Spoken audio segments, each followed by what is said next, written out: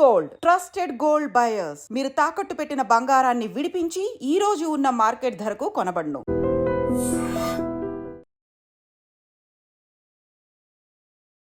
విశాఖలో తీవ్ర విషాదకర ఘటన ఒక్కసారిగా విధి ఆమెను వెంటాడిందని చెప్పొచ్చు. క్షణాల్లో ఇంటికి చేరుకోవాల్సినటువంటి మహిళ పూర్ణిమ ఒక భారీ చెట్టు కొమ్మ విరిగిపడటంతో అక్కడికక్కడే ప్రాణాలు కోల్పోయారు.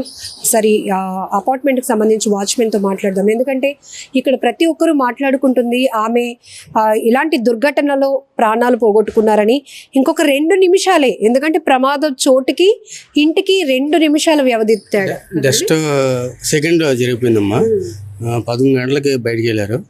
వెళ్ళాక జస్ట్ ఆ చెట్టు అలాగా వాడి మీద ఓడిపోయింది. పక్కనే కారు ఉంది, ఇటు పక్క టాటర్ ఉంది, ఆ మధ్యలో ఈవిడ ఉన్నదన్నమాట. వెంటనే తెలిసే మేము అందరం వెళ్ళాం.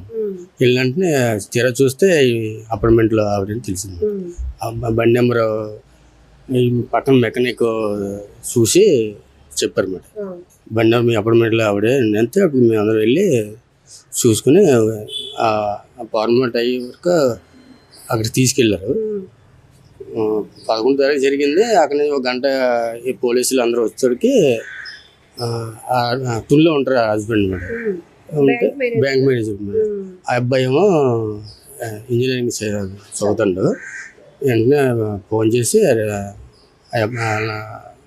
హస్బెండ్ వచ్చారో ఇంకా తెలియదు, కేజీ తీసుకెళ్ళారన్నమాట.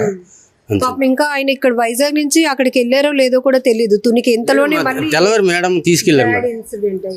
సండే సెలవు కదమ్మా, శనివారం సాయంత్రం వచ్చారన్నమాట. ఇవాళ మండే గుడికి వెళ్ళి వచ్చారు. తెల్లవారు గుడికి వెళ్ళి వచ్చాక మేడము అక్కడికి స్టేషన్ తీసుకెళ్ళి డ్రాప్ చేసి వచ్చారన్నమాట. వచ్చిన తర్వాత ఇంటికి డ్రెస్ ఇంకేదో పార్సలే, అందులో చెంచులో పార్సలే ఉంది, తీసుకుని బయటికి వెళ్దామని అలాగే వెళ్ళారన్నమాట. అలాగే వెళ్తాడికే జస్ట్ అలాగే జరిగింది అనమాట. అంతే.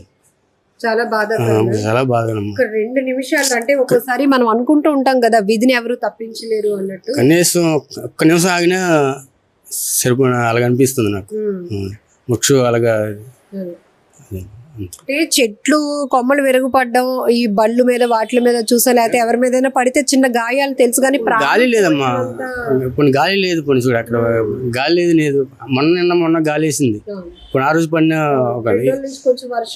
వర్షాలు, ఈ రోజు గాలి లేదు, ఊలి లేదు. ఎలా జరిగిందంటే చాలా బాధాకరంగా ఉందమ్మా. అంటే ఆవిడ ప్రాణాలు పోగొట్టుకోవడానికి ఇలా వెళ్ళినట్టుగా అయిపోయింది అంతా. చాలా దారుణమైన ఘటన అండి. నిజానికి వాచ్మెన్ చెప్తున్నట్టు చాలా మంచి ఫ్యామిలీ. అతను కూడా బ్యాంక్ మేనేజర్గా పనిచేస్తున్నారు తునిలో. ఉదయమే అంటే సాటర్డే ఇంటికి వచ్చారు ఆయన. ఈరోజు ఉదయం డ్యూటీకి కోసం ఆయన వెళ్ళాలి కాబట్టి ఆమె రైల్వే స్టేషన్లో దింపి వచ్చేసారు. మళ్ళీ ఏదో పార్సల్స్ అంటే సరుకుల కోసం అని బయటకు వెళ్ళిన ఆమె క్షణాల్లోనే ఆమె ఇలా వెళ్ళి మా కళ్ళ ముందే. మీకు అనిపించిందా ఉదయం వెళ్ళినప్పుడు చూసారా? ఉదయం ఇలా వెళ్ళారు, మళ్ళీ మాత్రం తిరిగి రాలేదమ్మా. అంతే, ఉదయం వెళ్ళారు. మనం అనుకుంటూ ఉంటాం కదా, కళ్ళ ముందే అయ్యో ఇప్పుడే కదా మనం చూసాం, అంతలోనే ఇలా జరిగింది అని అనుకుంటాం.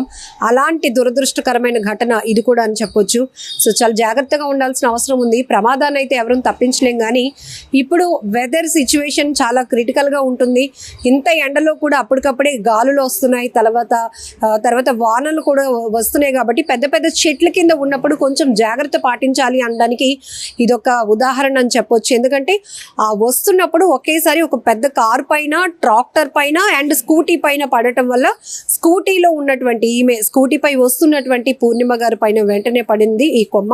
ఆ బలమైన గాయం వల్ల ఆవిడ అక్కడికక్కడే పాపం ప్రాణాలు కోల్పోయారు. తర్వాత పోలీసులు ఇక్కడికి వచ్చిన తర్వాత ఆ మొత్తం చెట్టు కొమ్మలు తొలగించి ఆ ఇరుక్కున్నటువంటి ఏదో కొమ్మల కింద ఇరుక్కున్న ట్రాక్టర్ని కానీ, ఆమె నడిపిన స్కూటీని కానీ, కార్ని కూడా బయటకు తీయడం జరిగింది. సో ఇలాంటివి మనం చాలా చూస్తాం. భారీ చెట్లు మనకి రోడ్డు పైన ఎక్కడికక్కడే కనపడతాయి.